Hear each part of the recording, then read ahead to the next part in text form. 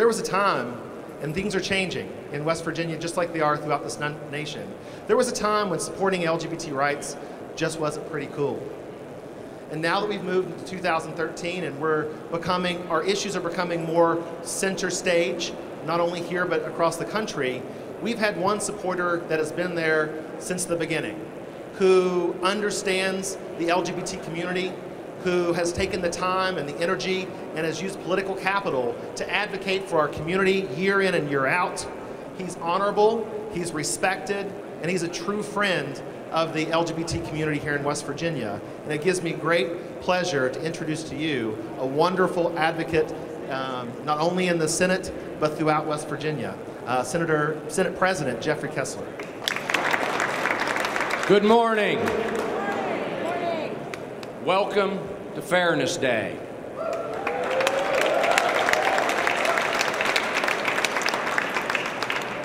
And I believe, and I think you believe, that in West Virginia, every day should be Fairness Day.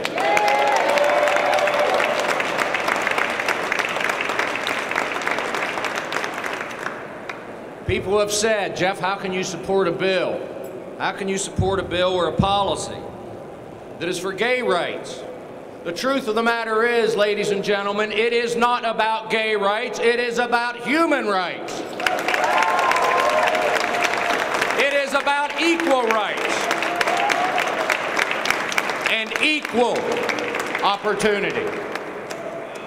Everybody in this state deserves a chance to be healthy, a chance to be educated, a chance to go to work, a chance to be happy, and a chance to participate productively in society. What on earth is wrong with that?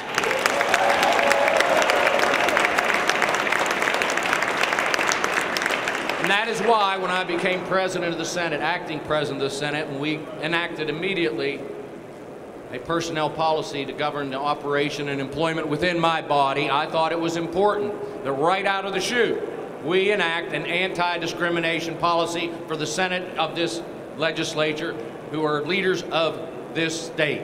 Because if we can't live by the same rules that we want to enact for the rest of the state, it just ain't fair.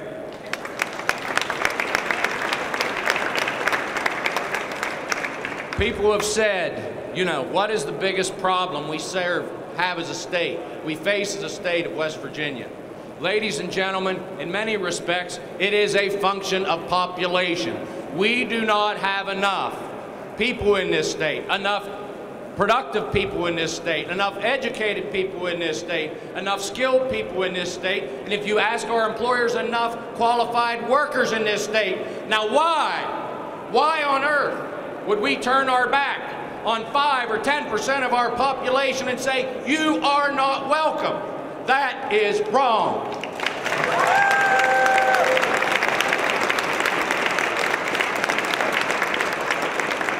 If you go to work, do your job, park in your assigned spot, punch in on time, work and do your job, punch out correctly, give a fair day's work for a fair day's pay each and every day. The last thing on earth you should be worried about is you're going to be fired not because of the work you do, because who you love outside of the workplace.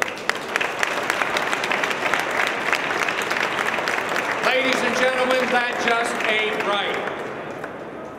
And in the Senate and in the legislature, we need to make sure that that policy is enacted so that every single person in this state knows that if they go to work, do their job, pay their rent on time, they won't be evicted, they won't be fired. Because, ladies and gentlemen, that just ain't right.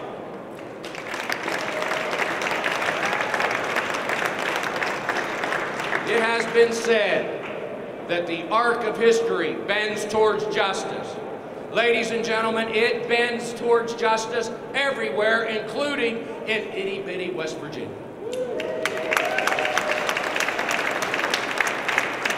Because right is right and wrong is wrong. Martin Luther King was right.